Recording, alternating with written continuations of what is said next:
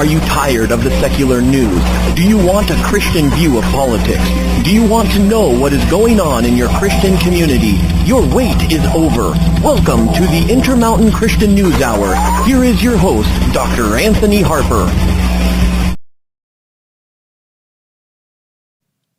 Dr. Anthony Harper here, blessed to be with Dr. James Tour. Dr. Tour, thank you for joining me today on very important issues impacting national security regarding China, about a very important movie that you've been part of, and so much more.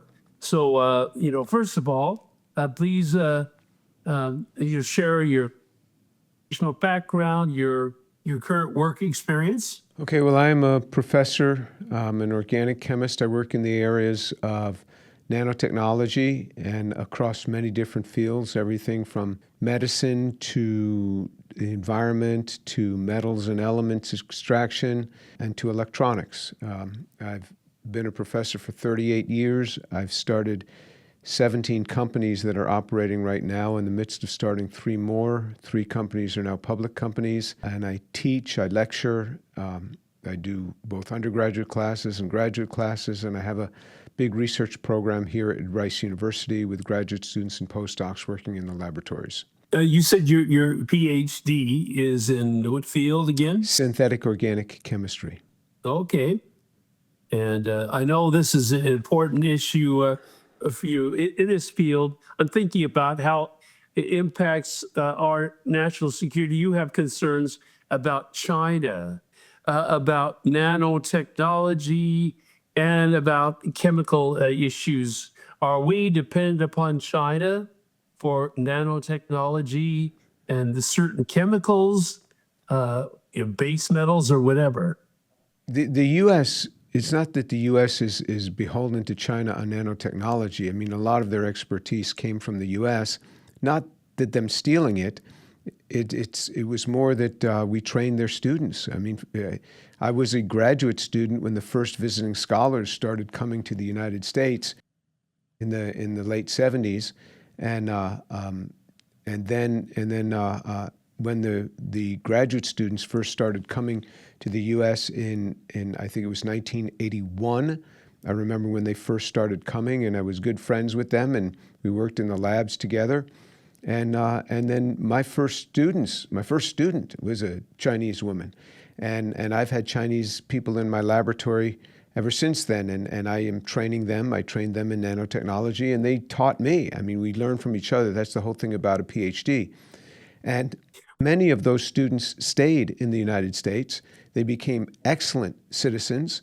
They pay their taxes, and they're in our national laboratories right now.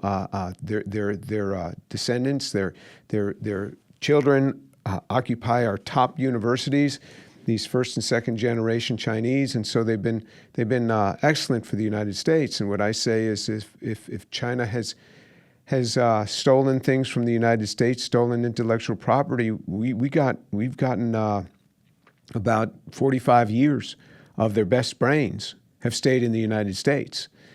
And become very active and good citizens, wonderful people that have really progressed. There's no way that the United States could have progressed technologically without that base of people. They came in because they're highly skilled in the sense that they worked very hard to be able to get here. In all my years, I've never had a lazy Chinese student from China, never, because all the lazy ones never get here.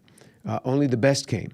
And they worked very hard. Now, more of them are going back these days because they're encouraged to go back after they get their Ph.D., but it's mostly because the jobs are hard to get in the United States. It's become harder for them to get jobs in the United States, harder for them to stay here, so they're going back. And I have my former students at all the top universities in China have 1 or 2 of my former students in them. As professors there. So it's been a mixed bag in that sense. Is the U.S. dependent upon them? Yes, the U.S. is dependent upon them for critical metals, many critical metals. Critical metals just meaning metals that the U.S. does not have ample supply of itself, so it imports most of what it needs. that didn't have to be the case. I mean, it wasn't like somebody put a gun to our head and said, you must buy from us. We sold the technology to the Chinese. We didn't think it was very useful. We wanted to offshore manufacturing. We thought we'd be more of a service country. And so we fell into this trap of getting used to buying the materials from other places, and particularly China. And so now we're very dependent. And now that relations have gone kind of south between the United States government and the Chinese government, now we're quite worried that they could cut us off from this, as they have with several of the metals. So they've stopped selling several of those metals in the United States. So we have to scurry around. We do have access to many of the metals through the United States, but our whole program is we take waste. We take the waste electronics. All the metals we need are in our waste. And instead of taking our electronics waste and shipping it off to Africa and just dumping it off there, we just need to learn to extract that. And that's what we're learning how to do, because the presence of these critical metals is all in our waste. And I don't mean just our cell phones. I mean in much bigger systems. So if you take, for example, a data center, they replace their printed circuit boards every 1 to 3 years. That is mountains of printed circuit boards. And those are full of these critical metals. And so we're learning how to extract those out from those, but we can do it from ores as well. The country has great access to those, but we have a lot of restrictions on mining. The rare earth elements, the U.S. used to do a lot of rare earth element mining. In fact, all that technology came from the U.S. We learned how to remove rare earth metals because we were actually going after the uranium. We were going after the radioactive elements when we were building our nuclear arsenal. And so we worked out all that technology, but that technology was sold to China in the 1970s because we didn't think it was necessary anymore, and we let the Chinese run the rare earth element business. And so now we're gearing back up, and we're taking it from waste. We can take it from ores. We have access to ores as well in the U.S., but do we want to go back into the mining operation? That's a decision we have to make. But as far as my group and the companies I've started, we're primarily getting it out of waste. So that was a long answer to a short question. I'm not sure how many more questions you'll be able to ask me if I give that long of an answer. Well, I understand. That is so important to know the background about those concerns, because a lot of people, I think, are concerned with that America is too dependent on other countries that we outsourced a lot of our work. And President Trump, as I know, has talked about this issue about making America greater, and not being dependent upon other countries. I want to sort of switch to another topic, and that is that a crucial topic about origins of life. I know that you've concerns about the way evidence is being presented or misrepresented. So, what is your take on the evidence for the origins of life? Okay, so scientists are clueless on the origin of life. So this whole primordial soup model, where you have a pond, some pond somewhere, and lightning strikes, and molecules started forming, complex molecules, and then those came together to form a cell, and those turned into multicellular organisms, and those turned into little creatures in the pond that came out of the pond. That actually harkens back to the Babylonians. It's not Darwin, it harkens back to the Babylonians. From that same pond came their gods as well. That's how archaic this warm little pond is. Now people have shifted. They like this model of undersea hydrothermal vents, these white smokers, these undersea hydrothermal vents that they say, and all of that is nonsense.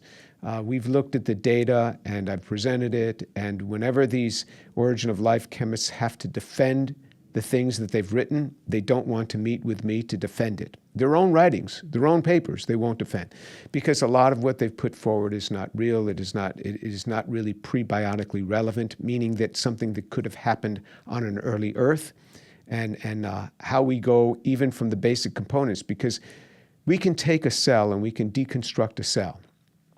And you can take it into its basic parts, take it into its DNA and RNA, and its lipids and its membranes. And could you just even take those parts and put them back and make a working cell?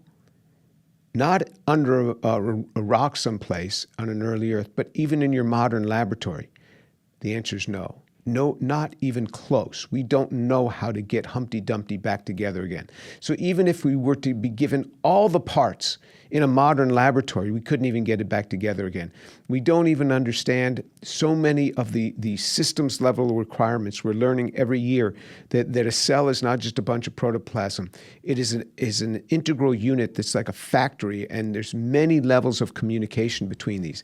And what humans have called a synthetic cell that they've made these. No, they've taken a cell, a working cell, and they've, for example, extracted the genome out of it and put in a new genome into it. That's like taking the computer chip in a car and taking it out and copying it and then putting that copy back in the car. You can't claim you made the car. You can't claim you designed the car.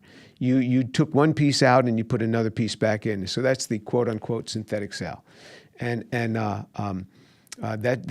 as close as we can get. So we don't know where life came from, which is a pretty fundamental question. We have no idea where life came from, and I'm just one of a very small number of people calling the community to task on this, because it's obvious to the synthetic chemist we are clueless on this. Now, that's not to say that we won't know in 500 or 1,000 years. If you had asked a man in 1600, would we be able to have space? Would we be able to fly to the moon and land, walk around, and fly back?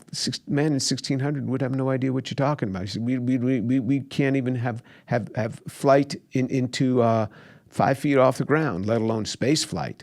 And so it would have made no sense. But then you go forward 500 years and things change. So in 500 years, things may change. But for right now, we have no idea where life came from. And we're not getting any closer to figuring it out. Because what you do is you look at the target. The target is to be able to figure out where life came from. And every year, we might move a nanometer closer. But the target of life gets further out because the complexity of what we have to make. It's not because the cell has evolved. It is purely because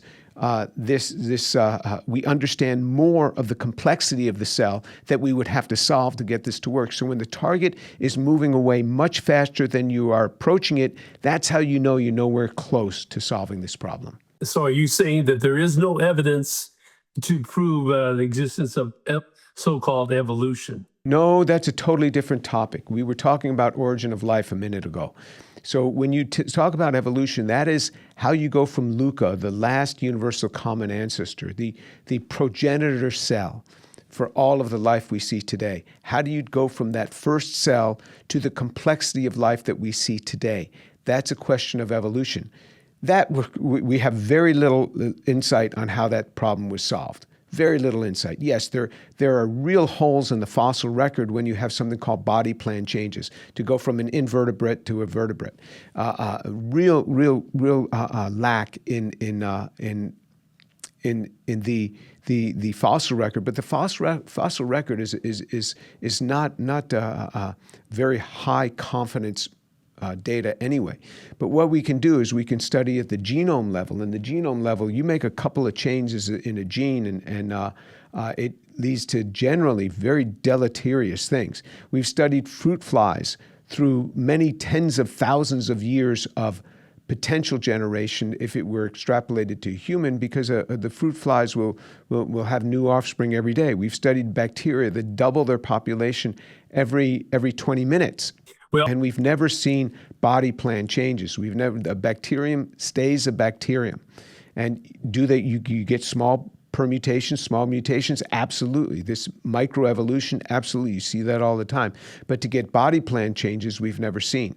So there are problems with evolution, but it's that's a separate question than that of origin of life. Okay.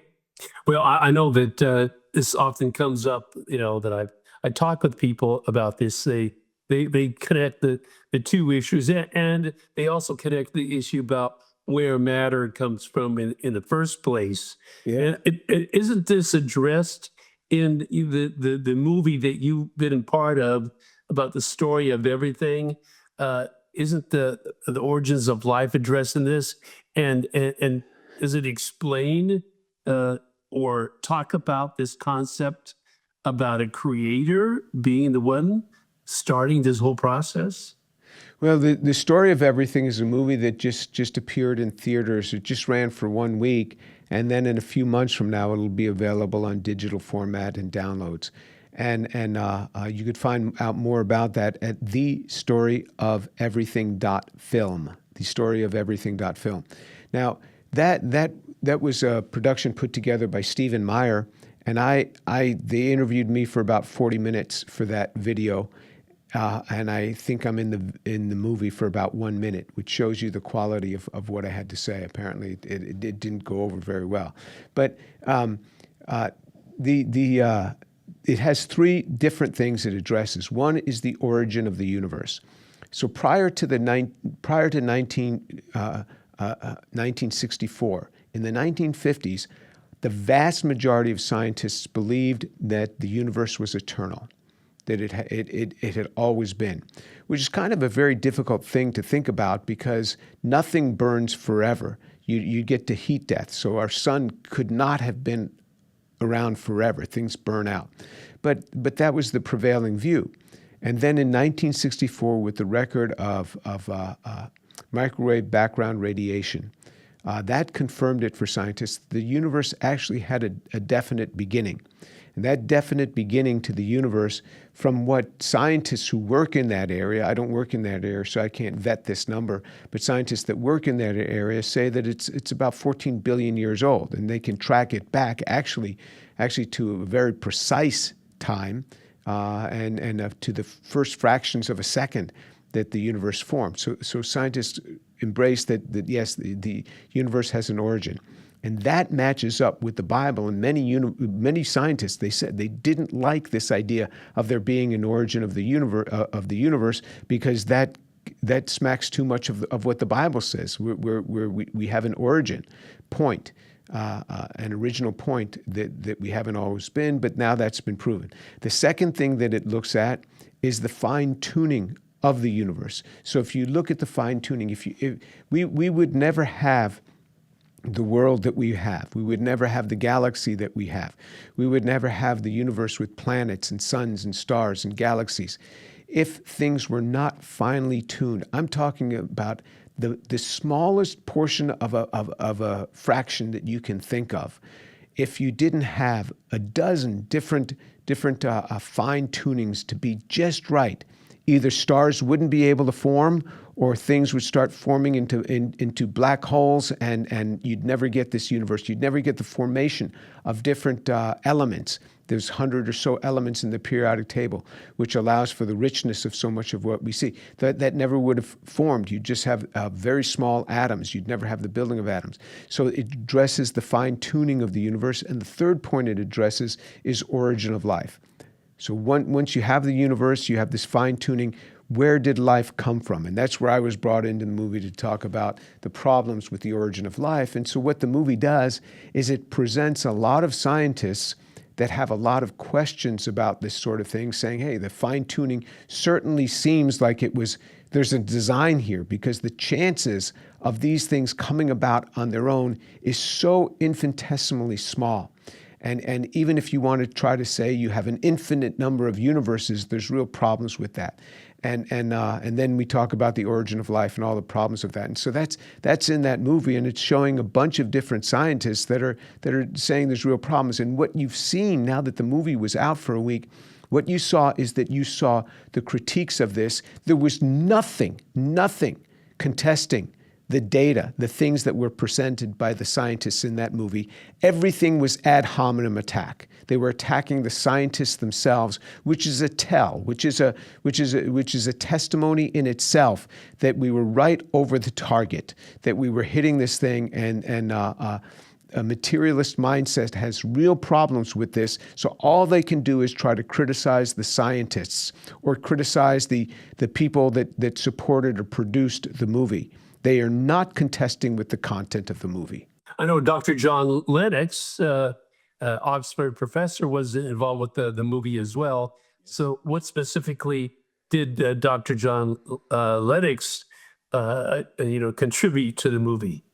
John Lennox is he's a luminary, and so he is a mathematician, but he spoke more of the fine tuning of the universe than anything else. He speaks some on the origin of the universe and then the fine-tuning, the probabilities of the fine-tuning. So from all the evidence that you have seen in chemistry and otherwise, does it point to a creator? And if it does, what impact does that have on scientists in general? Okay, so I never use the creator argument when I talk about the problems of origin of life. I just look at the science as it's known, and I show that the science itself screams out that origin of life, based on the way people propose it, could not have worked that way, that scientists remain clueless. It's the science itself. Now, I believe that there's a God in heaven. I believe that his son's name is Jesus Christ. I believe that he is Savior of the world. I never bring that into my classroom in this secular university. I never bring that into my science. But it certainly would look like, when you have all of this fine-tuning and we are clueless on life's origin, and it certainly looks like yes, there's a hand of a creator here. That's what it certainly looks like. But again, I never generally use those arguments because I want to hold my colleagues to the same scientific standards that I would hold myself. And just using the tools that we have, can you suggest where life came from? And we have no idea where life came from. So I don't need to invoke that to talk about the problems of current day science. But if you were to ask me my opinion would be, yes, that God created the heavens and the earth. And he's told us about how he did that in the Bible, in the book of Genesis, but it's very light. It's very light on that. In other words, he didn't give us the details of how the molecules came together. He didn't give us the details of how all these, the chirality of the stereochemistry of the molecules. And that's what science does. That's what we want to investigate. And so that's why we investigate these sorts of things, that there's a lot left out of the Bible, and that's what scientists investigate. So I see the value of science. I know without science, without exploring these issues, we wouldn't have all the conveniences that we have today. And I would assume that a lot of people would not want to give up those conveniences. They enjoy, all the benefits of science. And thank you, Dr. Tour, for your work in that area. And I wanted to, give some websites for people to get more information about you and all your work. Right. So all of my social media is on Dr. James Tour, Dr. Dr. James Tour.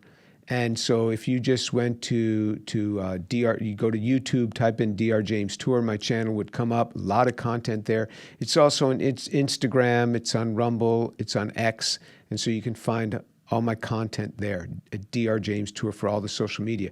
If you want my professional website, it's jmtour.com, jmtour.com, and you can get my professional website and see all my publications listed there.